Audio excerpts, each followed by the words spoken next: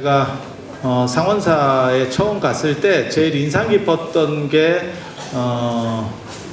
선제동자상하고 제석천상이었었어요. 상원사에 가면 그 조그맣게 그 보살상 중간에 엉덩이를 빼고 이렇게 딱 하고 있는 그게 이제 선제동자상. 그래서 선제동자가 53선지식을 참배할 때 문수보살을 시작으로 해서 테이프를 끊습니다. 그래서 선제동자상, 그 선제동자상은 뭐 고려불화나 수월관음도나 이런 데서도 그런 형태로 비슷하게 많이 나옵니다. 그래서 그 선제동자상을 만들어 놨다는 것도 굉장히 특이하고, 그래서 딴 데서는 보기가 굉장히 어려운 거고, 그리고 한편 옆을 봤는데 아줌마인지 뭔지 이렇게 앉아 있죠. 저 개인적으로 처음 봤을 때 굉장히 놀랐어요. 이렇게 앉아 있나. 모든 불보살님 옆에는 다 시립입니다. 사천왕도 사천왕 문에서는 앉아 있지만 부처님 법당 안으로 들어오면 다 서 있는 겁니다. 신들도 앉아 있는 신중단에, 여기 월정사도 적광전 신중단에 104위 104분이 모셔져 있는데 전부 서 있지 앉아 있는 사람 하나도 없습니다. 불보살님 계신데 앉아 있는다라는 것 자체가 용납이 안 되는 거예요. 그래서 야, 이거 도대체 뭔데 이렇게 네 가지가 없노? 이렇게 생각이 든 거고, 그리고 격이라는 게 있어요. 격이라는 게 상으로 만들면 그림으로 그리는 것보다 한 단계 높은 거예요. 그래서 앉아도 있고 그 다음에 상으로 만들어져 있고 의자도 생각보다 뽀대가 납니다.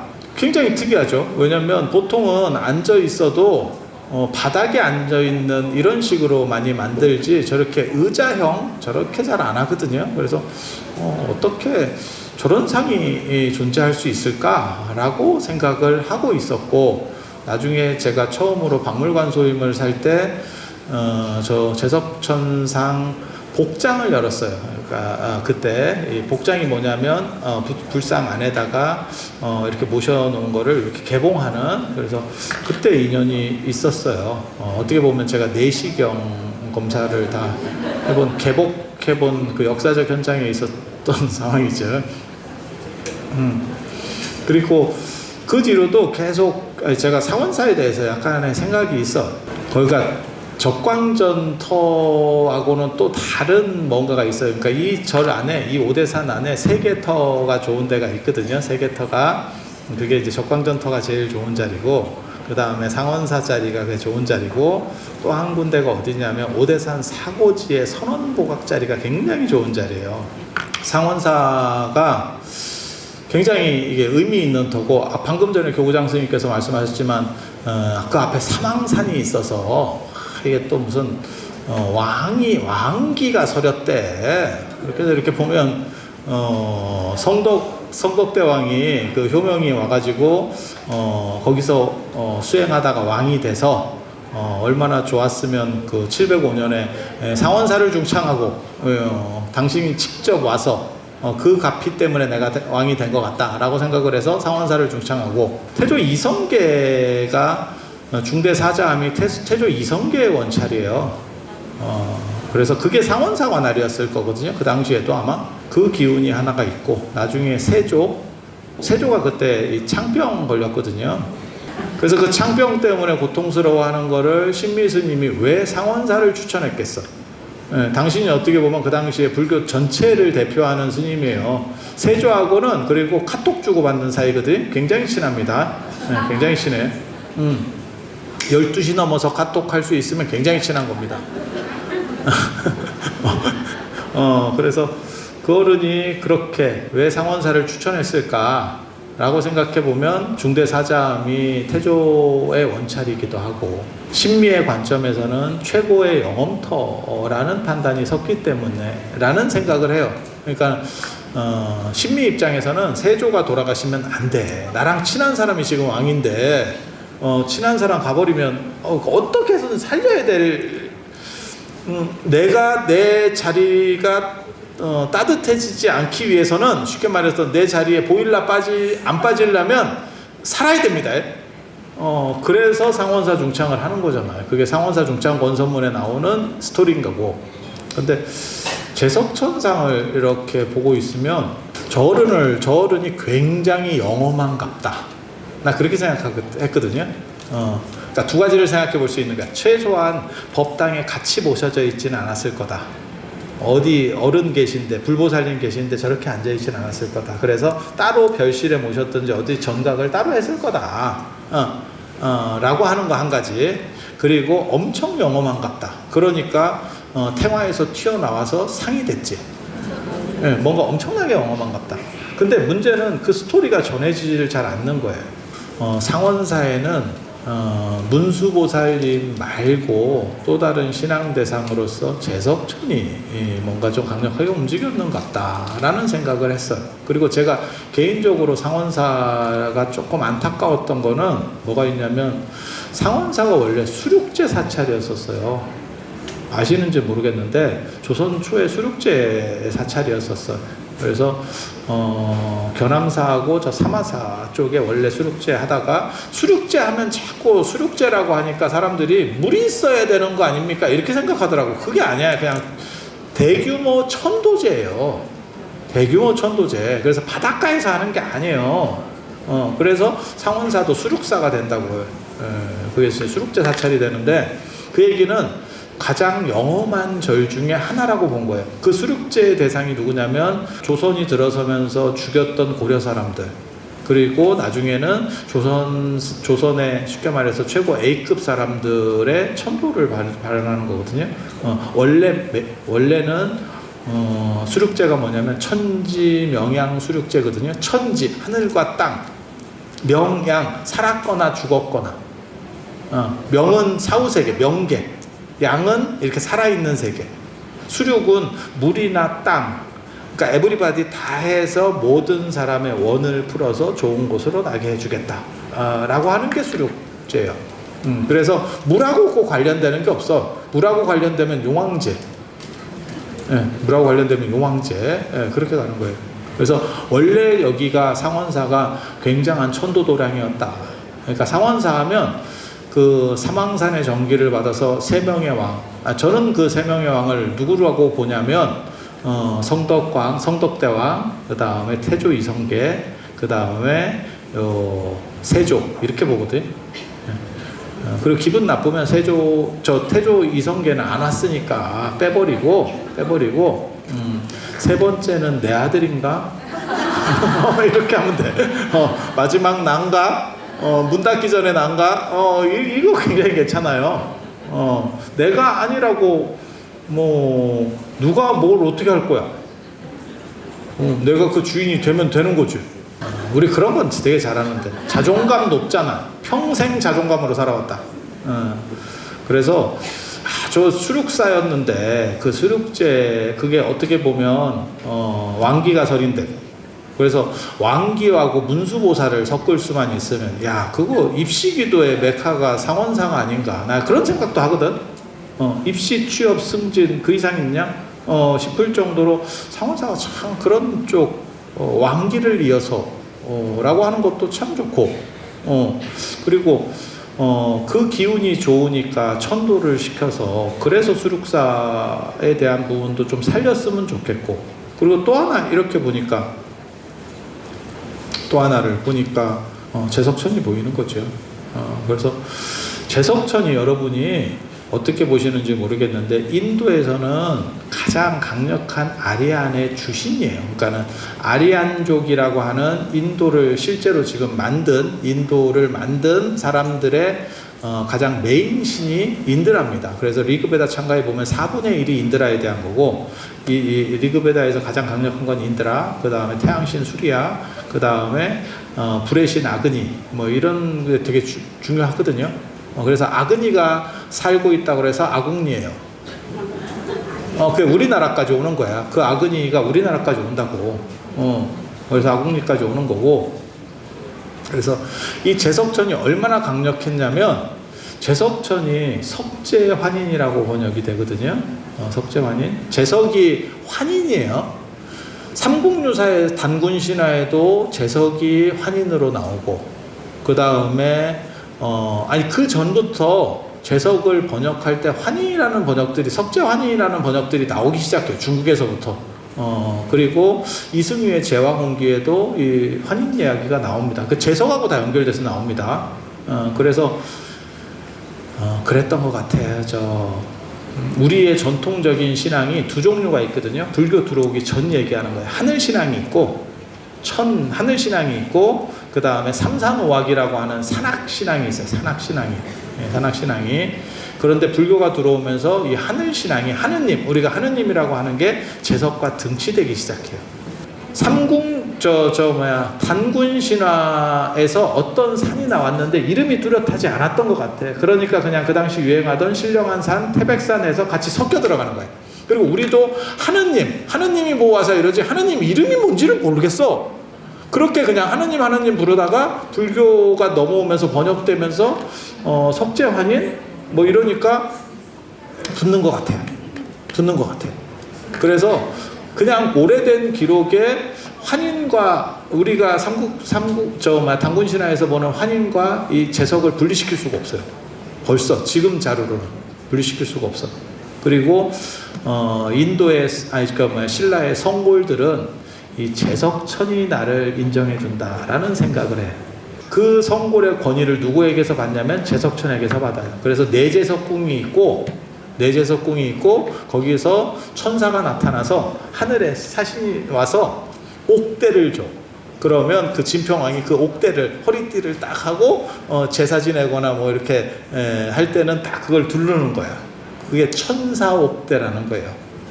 신라에 삼보가 있다라고 나오거든요. 신라에 3가지 큰 보물이 있다. 그걸 통해서 어떻게 보면 다른 나라들이 침략하지 못한다라고 하는 게 3가지인데, 그게 황룡사에 2개가 있어요. 황룡사 장육존상, 황룡사 구층목탑, 그리고 진평왕의 천사옥대예요. 왕권의 권위를 제석천에게서 얻으려고 했었다라고 하는 게 진평왕계의 어떻게 보면 특징이에요. 진평왕계의 특징. 그리고 그 제석신앙이 진평왕 때 있었기 때문에 자장률사도 중국 오대산에 가서 제석천이 만들었다라고 하는 문수보살상 앞에서 기도해서 감흥을 얻어. 이게 참 재밌다고. 그리고 여러분이 아시는 사람도 제석천 똘마니가 한 명 있습니다.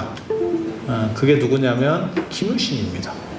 김유신이 죽어서, 김유신은 원래 33천 중에 한 명이에요. 그러니까 제석천 휘하에 있었던 사람이에요. 도리천 중이야, 도리천 중. 김유신과 같은 레벨이 누구냐면 부처님 어머니 마야 부인이죠. 같은 모임 회원입니다. 아니 기록상으로만 보면 저도 잘 모르겠어. 그게 뭐 회비만 내면 되나 어쩌나 잘 모르겠는데, 대화 잘 안 될 것 같은데 뭐 그런.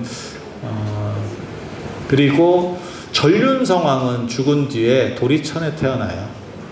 그래서 진평왕도 전륜성왕 같은 흐름을 만들려고 했었고, 그다음 선덕여왕도 그런 흐름을 만들어내려고 했었어요. 그래서 선덕여왕이 돌아가실 때 뭐라고 얘기하냐면, 내가 죽고 난 뒤에 도리천에 나를 묻어달라라고 하는 게, 이게 다 제석신앙이에요. 그리고 이 제석천이 떠나면서 결국 신라는 무너집니다. 그래서 신라 하대가 되면 표은 스님이 하늘에 올라가서 제석천을 만나거든요. 근데 더 이상 올라오지 마라.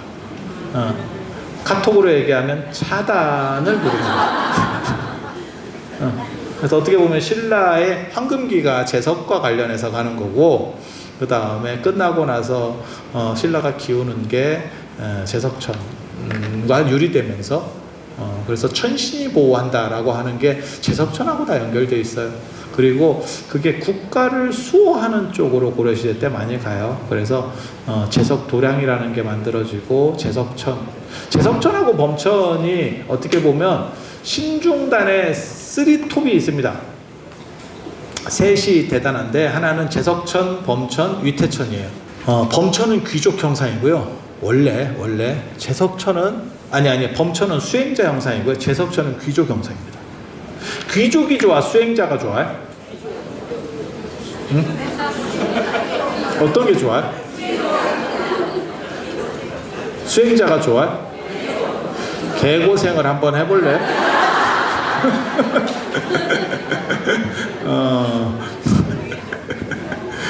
수행자가 뽀대는 날지 몰라도 귀족이 좋은 거예요. 귀족 플러스 지혜가 있어요. 이러면 좋지. 재벌인데 공부도 잘해요. 야, 그거 최고 아니야? 공부 잘하는 거하고 재벌하고 둘 중에 하나 뭐 할래? 인생이 다 그런 거예요. 인생이 다 그런 거예요. 수행자라고 말하는 사람은 아직 이상주의자입니다. 이상주의자. 그래서 재석신앙이 굉장히 강력하게, 그러니까 단군신앙하고 연결되면서 민간으로도 굉장히 많이 퍼졌어요. 그러한 흐름 속에서 재석천이 국가도 보호하고 개인을 수호하고, 그리고 일단 세고 부하게 된다라는 상징들이 작동을 해서 조선 후기로 넘어가면 재석신앙이 민간과 그 다음에 이런 쪽에서 좀 더 폭넓게 만들어지는, 이렇게 형성을 하는 것 같아. 세력 형성을 하는 것 같아.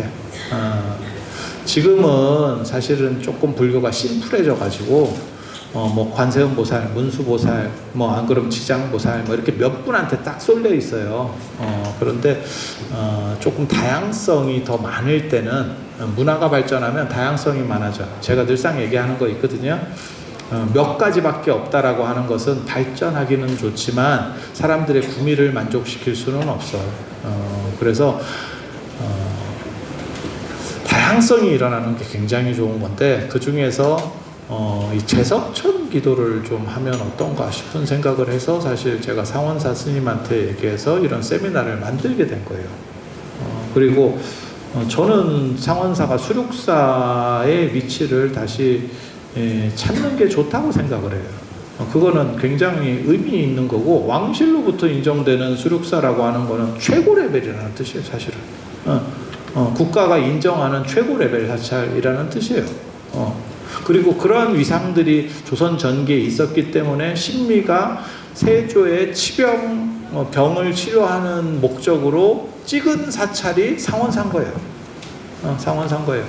그래서 이런 것들을 좀 아울러서 문수보살까지 섞으면 학업, 취업, 그 다음에 진학, 승진, 이런 거와 관련된 무슨 참 좋은 기도가 안 만들어지겠나 싶은 생각이 있어. 세상이 발전하면 종교나 이런 것들은 죽을 거예요, 이렇게 말하는 사람들도 있거든요. 그거는 인간의 심리를 몰라서 그래요. 먹고 살기가 편해질수록 나를 드러내고 특수화하려는 생각은 더 많아져요. 그걸 저는 뭐라고 얘기하냐면 신주술이라고 얘기하거든. 신주술. 그러니까는 옛날 주술은 약간 미개에서 나타나는 주술. 현대적 주술이라고 하는 것은 뭐냐면 기본은 가지고 있고 나를 조금 더 부각시킬 수 있는 플러스 알파로서의 주술. 그래서 제가 그 얘기 하는데, 나이키도 주술이고, 왜? 나이키 그 마크 이렇게 생긴 게, 그게 승리의 여신이 니케예요. 니케의 날개예요, 날개. 그래서 나이키거든. 마크도 그렇게 그냥 마크만 쓰는 게 아니고, 그러한 내용을 가지고 우리가 요 신발이나 요 옷을 입으면 무조건 이긴다, 스포츠니까 무조건 이긴다를 그 안에다가 내용을 담고 있는 거고, 사이렌도 그렇잖아요. 스타벅스도 사이렌이 뭐냐면 시끄러우니까 사이렌도 되는데, 원래는 그게 사람을 호리는 요정이에요. 그래서 뱃사람 같은 거 이렇게 노래 불러가지고 침몰시키고 땡기고 뭐 정신 그랬고 뭐 귀 막고 가고 뭐 이런 스토리 나오는 게 그 사이렌이야, 사이렌. 그래서 그 사이렌이 얼마나 잘 떠들고 사람들을 홀렸냐면, 한국 사람들은 홀라당 넘어갔죠. 그래서 전 세계 매출에 스타벅스 전 세계 사장이, 총괄 사장이 한국에 고맙다고 메시지를 몇 번을 보냈는지 몰라. 한국 사람 고마워요. 떼돈 벌고 있어요. 너무 좋잖아. 그래서 지금 얼마 전에 아마 입시기도 시작했을 거예요. 저도 그런 거를 사실은 준비하고 있는데, 기도라고 하는 게 열심히 하는 것도 중요하지만 장소라는 것도 중요하고 사람도 중요하고 그 다음에 의미도 중요하고 플러스 알파가 돼서 조금 더 되면 좋은 거고. 그래서 그런 부분들과 관련해서 사실은 상원사가 좀 역할을 할 수 있지 않겠나.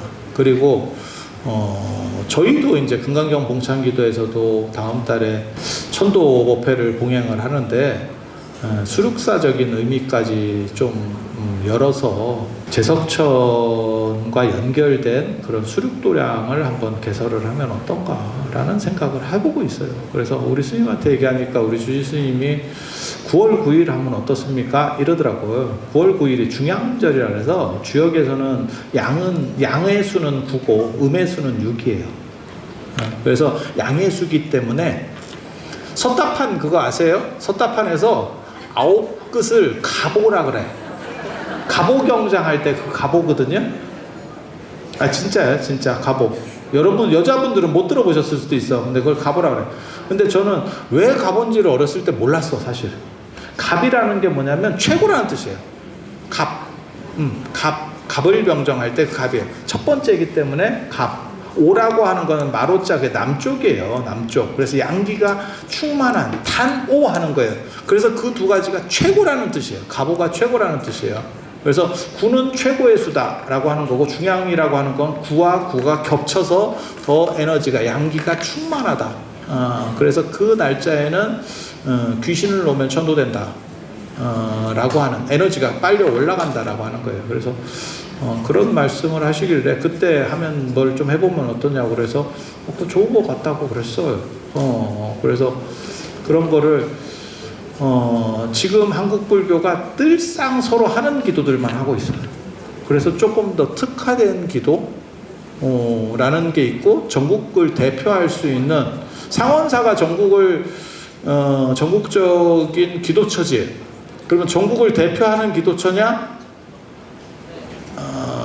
그건 좀 그렇지. 인류 기도처인데 네가 기도처 하나를 꼽으라. 그러면 어떤 사람은 낙산사 홍련암을 꼽기도 할 거고. 아니 사람마다 다 달라. 설악산 봉정암을 꼽는 사람도 있을 거고, 갓바위를 꼽는 사람들도 있을 거고. 그런 데보다는 조금 떨어지는 것 같은데, 근데 왜 그러냐면 특색이 없어서 그렇다고 나는 생각하는 거예요. 특색이 없어서. 그러니까 홍련암 그러면 관세음보살. 그러니까 특화된 메뉴가 있는 거지. 갓바위 이러면 약사유래. 아니 뭐가 있잖아 하나씩. 상원사 그러면 기도처.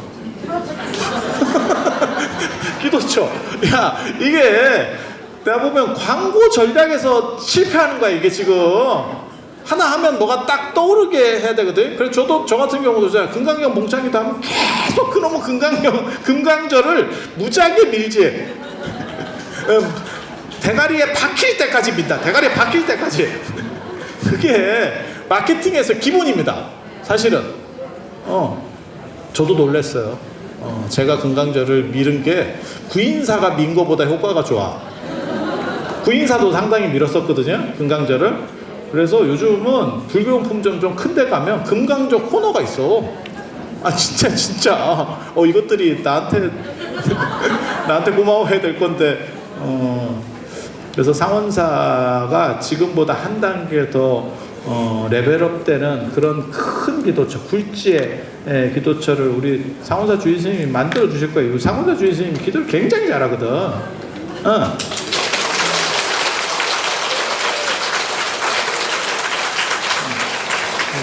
잘 되면 감사패도 좀 주고. 그리고 상원사 뭔가 상원사 하면 전국적으로 딱 제석천 기도, 그리고 그걸 하면 천도도 되고, 그 다음에 학업이나 진학이나 취업이 딱 이루어지는 그런 기도, 왕기를 품은 기도가 상원사 기도라더라 라고 하는 그런 특화된 부분들이 쫙 각인되는. 봉정암 같은 경우는 진짜 짧은 시간에 그걸 잘했어. 경쟁업체기는 한데 잘한 건 잘한 거야. 잘한 건 잘한 거야. 그래서 오늘 상원사와 관련된 기본적인 이야기, 제석천상, 그리고 저런 제석천상은 여러분이 전국적으로도 몇 분 정도밖에 없어요. 없어. 아예 없어. 그래서 조선 후기를 대표하는 최고의 영험한 상이고, 뭔가 기도를 하면 분명히 이루어질 만한 스토리들이 있어서 지금까지 남아있는 거예요.